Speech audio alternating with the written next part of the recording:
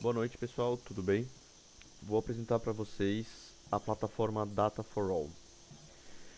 Toda plataforma Data for All, ela tem um tenant único, ela tem uma parte única, né? Então, todas elas estão em single tenant.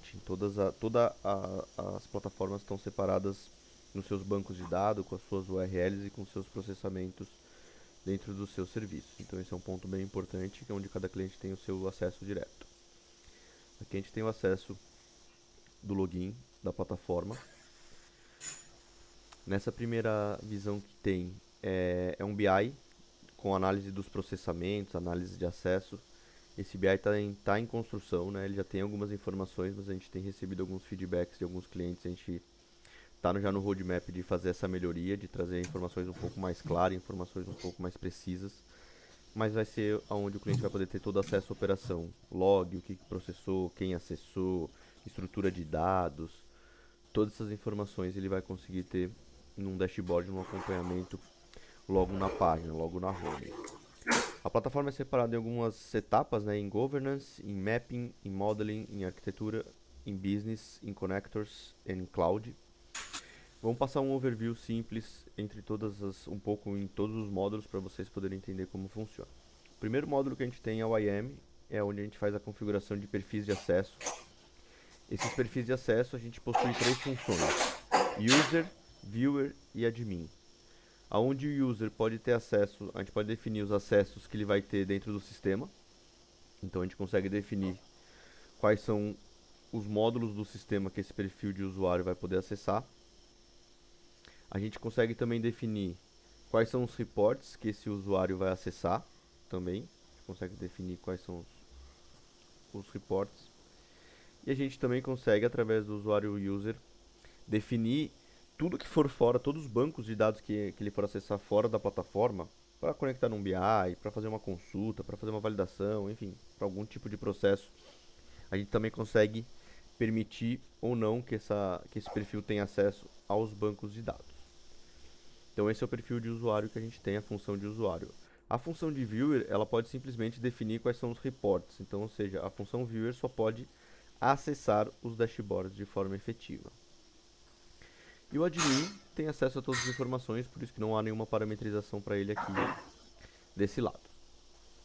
Depois que a gente cria os perfis, a gente tem os usuários, né? Então nós criamos os usuários, usuário, senha, define qual que é o perfil, a senha de segura com 8 dígitos, né? Tem que ter 8, no mínimo 8 dígitos, tem que ter caractere especial, tem que ter número, letra maiúscula, letra minúscula, para a gente garantir a dificuldade da senha, da quebra da senha. Então, coisas bem simples. Aqui também a gente consegue editar os nomes caso a gente precise mudar, né? Então também a plataforma ela é estática, né? Então a gente consegue fazer alterações sem precisar fazer carregamento de página. Depois a gente vem para a parte dos grupos da segurança, né? Então a gente vem em grupos de segurança. Aqui a gente define os grupos. Então normalmente a gente define grupo de VPN, grupo de terceiro, grupo de acesso, né? Escreve o grupo como a gente tem nas clouds, efetivamente. E aqui a gente cadastra os IPs que vão poder acessar os dados fora da plataforma, né? Então se alguém precisa acessar banco de dados, a gente tem que cadastrar o IP para poder ser liberado no firewall, o IP para poder acessar. Fora isso, para qualquer pessoa que for acessar dados também fora da plataforma, ele tem que possuir um ID de acesso e uma chave de acesso. Como a gente também tem nas clouds, né? Uma API key lá, um Access ID. E com essas informações aqui, ele consegue acessar bancos de dados e coisas fora da plataforma. E aqui também a gente consegue definir a data de expiração desse acesso. Quando chega na data, a plataforma automaticamente exclui todos os acessos. Então isso daí é para garantir a segurança da informação também, tá bom? Então aqui a gente consegue fazer essa operação. Na parte de log é onde tem acesso a todos os logs de processamento. Então aqui a gente tem os acessos de tempo, quanto tempo levou para rodar os batch, se deu sucesso, se está rodando, se deu algum tipo de erro. Tudo isso a gente consegue enxergar em log. Então tudo que é processado a gente guarda isso em log. Aqui a gente tem a parte de acesso, então a gente tem o traqueamento de todo o acesso, o login, logout de todas as pessoas que logaram na plataforma. Aqui são as atualizações do Power BI, então a gente consegue ver quem atualizou, como atualizou, né? Os dados dos dashboards. todo o tracking da plataforma, então tudo que clica, todos os eventos que é feito via plataforma, a gente registra, então tem todo o tracking aqui feito. Aqui é a parte de setup do S3, né? Então a conexão com o S3, então arquivos, batch, se está processando, se foi finalizado. Aqui a gente tem a parte de acesso aos reports, então aqui a gente consegue identificar quem acessou os reports, tanto por uma questão de segurança também como uma questão de controle de engajamento. Então a gente consegue saber quem está acessando e quem não está, para poder fazer uma cobrança, para poder exigir que a pessoa acesse os dashboards, para que se a pessoa cobre alguma informação assim, ah, mas eu não tenho essa informação, assim, cara, você não está nem acessando o seu dashboard. Então aqui a gente consegue dar essa visão aqui e também lá naquele dashboard inicial vocês vai ter essa mesma visão. E aqui são os processamentos de data warehouse também, que a gente consegue entender os tempos de processamento e também se está rodando, se não está, se deu sucesso ou se deu erro. Também a parte de log aqui da informação. Aqui a gente tem a parte de backup, onde a gente guarda todos os backups de tabelas e de bancos de dados. Então toda vez que a gente faz uma exclusão ou de uma tabela ou de um banco de dados, a gente guarda esse backup, para caso a gente precise, a gente consiga fazer um restore dessa informação. Agora na parte de data mapping, aqui é a parte onde a gente faz a gestão dos dados efetivamente. Então onde nós cadastramos as fontes de dados, que são as origens das informações. Então aqui, como vocês podem ver, tem o OMI, tem o Instagram, tem a Receita Federal. Para cada fonte de dados a gente tem N conjuntos, então isso é um pouco imaginando um livro, né? Então imagine que as fontes de dados é como se fosse a estante, né, que você tem, os conjuntos de dados são os assuntos que você tem ali dentro, né, as separações que você tem. Então quando a gente fala de Instagram, a gente tem as mídias, os perfis. Quando a gente fala de Receita Federal, tem empresas, e você pode imaginar isso dentro de, sei lá, um SAP.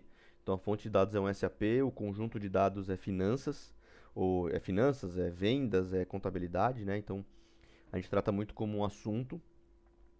E para cada conjunto de dados a gente tem os catálogos de dados, que aí sim são como se fossem os livros, né? Que a gente fala, né? Então aqui são os arquivos, né? Cada catálogo de dados está vinculado a um arquivo, a um tipo de arquivo. E aqui dentro podem ter vários tipos de arquivo: Excel, CSV, JSON, XML, TXT, Parquet. Tudo isso a gente consegue criar e extrair dados desses tipos de arquivos, né? Uh, Toda vez que a gente sobe um catálogo de dados, ou seja, em qualquer um desses formatos de arquivos efetivamente, eu vou até subir um aqui só para a gente fazer um teste para vocês entenderem como funciona. Eu vou salvar, vou criar um catálogo. Desse catálogo aqui eu tenho os metadados dele, os arquivos que estão vinculados a ele. Nesse caso ainda não tem nenhum, mas se a gente pegar um caso aqui como esse, a gente tem todos os arquivos aqui, a gente consegue acompanhar, e os modelos que foram gerados. E o que são os modelos? Para cada catálogo a gente pode ter N modelos. Os modelos são nada mais do que as arquiteturas, são as tabelas. Então imagine um CSV, você tem aquelas colunas, aquilo se transforma numa tabela. Imagine que tem um JSON, e para cada lista e para cada nó desses JSON, a gente extrai também essas tabelas. E a gente faz tudo isso no formato tabular, é o que a gente chama de modelo de dados. Eu vou passar para vocês no próximo passo. E aqui a gente consegue fazer o upload quando é permitido, a gente consegue fazer o upload de novos arquivos. Como que a gente gera os modelos, né? Vamos gerar o modelo de dados. A gente vem aqui, gerar modelos. Vou escolher o arquivo, né? Para cada tipo de arquivo tem as configurações necessárias. Eu vou pegar esse daqui do Google Ads e vou dar um salvar aqui efetivamente. E agora por trás da plataforma ele está extraindo todos os metadados e gerando os modelos. O que são os modelos? Os modelos nada mais são do que as tabelas, né? Então aqui a gente tem todos os campos. Você vê que ele abriu o JSON, ele extraiu todas as colunas e as tipagens de dados. E aqui a gente consegue alterar as taxonomias, né? Então isso daqui é o campo que está no arquivo, mas eu consigo definir um nome amigável e um nome técnico. Além disso, eu consigo configurar se ele é um dado sensível, se ele é um campo index ou se ele é um campo chave, né? Então a gente consegue fazer isso, tá? Aqui através dos códigos. Isso são os modelos, são as arquiteturas de dados que a gente trabalha. E aqui a gente tem todos os campos dos modelos gerados, que tipo que ele é, se ele é texto, se ele é decimal, se ele é hora, se ele é booleano, e tudo isso a plataforma faz a extração. Depois da parte de mapping, de mapeamento dos dados, a gente tem a modelagem de dados, que é onde a gente entra no flow, né, no pipeline, e dentro do pipeline a gente tem os flows. Esses flows, hoje é a parte da plataforma que ainda é low code, então para que as modelagens possam ser feitas ainda existe uma codificação, né, que a gente usa, mas que agora no primeiro trimestre do ano que vem, a primeira entrega que a gente faz da plataforma 2.0 é esse passo, só que drag and drop, né? Então a gente transforma esse parte de low code em no code efetivamente, tá? Então nada mais é do que a gente passar todo o pipeline aqui de group, de join, de if, de sum, de average, a gente faz todo o processo aqui de operação desses dados através dos flows, né? Então aqui que a gente consegue modelar. Depois a gente tem a parte de tarefas, que é onde a gente consegue orquestrar essa informação. Então a gente consegue definir a periodicidade, o tipo de tarefa, o método, se ele escreve, se ele sobrescreve, se ele pula, se ele força, se ele reescreve. A gente consegue definir tudo isso através dessa orquestração aqui. E aqui a gente tem a parte de modelagem. Depois disso a gente tem a parte da arquitetura, a parte da configuração dos data lakes e dos arquivos do data lake. Então todos os dados que entram na plataforma, eles são transformados em flat file. Então se a gente conecta no banco, se a gente puxa de uma API, tudo isso ele transforma em flat file e a gente consegue ter toda a lineagem, né, toda a ordenação, então toda a integração ele salva os arquivos. Então se a gente precisa voltar um rollback, né, fazer um processamento até um dia específico, até uma data específica, a gente consegue fazer, porque a gente guarda tudo isso em arquivos, né? A gente nem persiste, né? Para diminuir custos. Então todos os arquivos do Data Lake ficam aqui. E quando a gente precisa pedir para processar o arquivo do Data Lake, a gente só vem aqui e solicita o envio, né? Então eu posso vir aqui e dar um enviar para o Data Lake. E agora ele manda o processamento para o Data Lake e esse dado já vai sendo persistido. Então através daqueles metadados que a gente ajustou, index, nomenclatura, ele extrai agora os dados dos arquivos e persiste isso no banco de dados para a gente poder fazer as consultas depois. A parte do delivery é a parte da entrega, né? Então a parte da disponibilização desses dados. Hoje a maioria dos clientes solicitam para a gente dentro de banco, né? Por causa do formato de data warehouse, né? De BI, mas a plataforma está preparada para exportar isso para qualquer modelo que for necessário. E para criar uma tabela, basta a gente vir aqui em modelos, ações, criar tabela, e eu escolho qual que é o delivery, né, qual que é o banco ali de entrega, e ele cria essa tabela lá no banco, sem que a gente precise fazer nada. E as tabelas ficam todas aqui para a gente poder acompanhar, e quando eu implemento, eu venho aqui, dou implantar, a tabela já está lá no meu banco de dados. Quando eu dou um carregar dados, essa tabela já está sendo populada com os dados do Data Lake que a gente preencheu. E eu também posso criar essas tabelas através de flows, né? Então eu posso vir aqui no flow, selecionar um flow, ações, e eu também consigo criar uma tabela com base em um flow efetivamente também. Então eu tenho um pipeline que gera uma informação de output e ele pode gerar uma tabela lá. Todos esses dados do modelo, vocês conseguem também, o cliente consegue consumir através de API. Então ele pode consumir a API mandando uma query, mandando um aggregation e fazer consultas e retornar isso via API, e tudo isso vem nativo na plataforma, essas APIs, tá? Então, passamos pelo Data Lake, passamos pelo Delivery, e com isso a gente fecha o Architecture. Agora vem a parte de Business, que é onde ficam os reports efetivamente, né? Então a gente consegue cadastrar grupos para poder agrupar os reports, para ficar mais fácil a gestão depois. E a gente consegue também, aqui tem os reports, que hoje a integração é com Power BI, né? Hoje nós temos embedado o Power BI dentro da plataforma, mas a ideia é que também na plataforma nova, mas isso não no primeiro Q, isso ao longo do ano que vem, a gente vai ter o nosso próprio Analytics, né? Então não vai ser mais, não vai ser mais o Power BI embedado, então a gente vai ter mais autonomia, né? Mais flexibilidade. Dentro dos Report Service a gente tem três funções, né? Então a gente tem a Studio, a View e a Create. A Studio nada mais é do que eu já pegar um dashboard que está pronto e editar ele ou cloná-lo. O View é só para quem vai ver, só pode navegar, mas não pode editar, não pode clonar, não pode fazer nada. E o Create é eu pegar um modelo de dados do zero e criar um novo dashboard, né?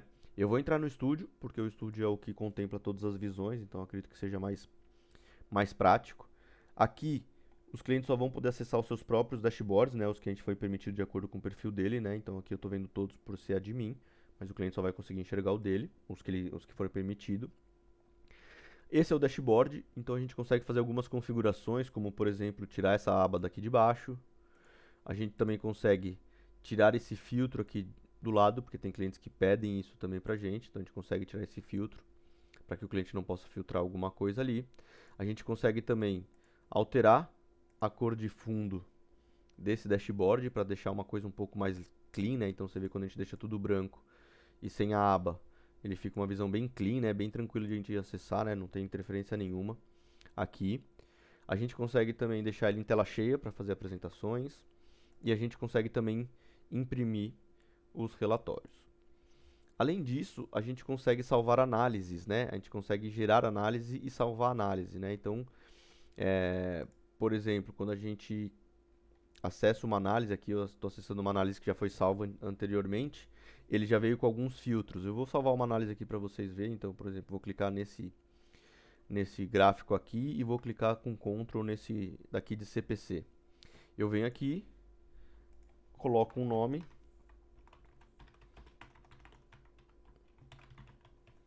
vamos salvar análise como exemplo. Eu consigo compartilhar com as pessoas que têm acesso a esse dashboard essa análise e aqui eu consigo colocar uma descrição, né? Então eu consigo colocar usuários recorrentes e CPC, que foram onde eu cliquei. Eu dou um salvar, eu salvo essa análise e essa análise já está disponível aqui. Então quando eu precisar acessar ela de novo, eu vou tirar os filtros daqui para a gente poder ver. Eu vou clicar aqui, quando eu salvar, ele vai voltar para aquele estado que eu tinha feito de filtro para vocês. Tá? E aqui vai estar ela compartilhada também. E aqui a gente consegue fazer a edição, né? Então, como eu disse para vocês, a gente consegue fazer as edições via web. Deixa eu só voltar a aba que eu tinha tirado aqui. Tá? Então aqui é o dashboard, eu consigo fazer alterações em cima desse. Eu consigo criar novos, então eu consigo também arrastando apenas os campos, ele cria os gráficos e aí eu consigo definir aqui quais são os gráficos que eu quero acessar, se é uma tabela, se é... Enfim, eu consigo definir todas as informações. Eu consigo salvar e alterar esse dashboard.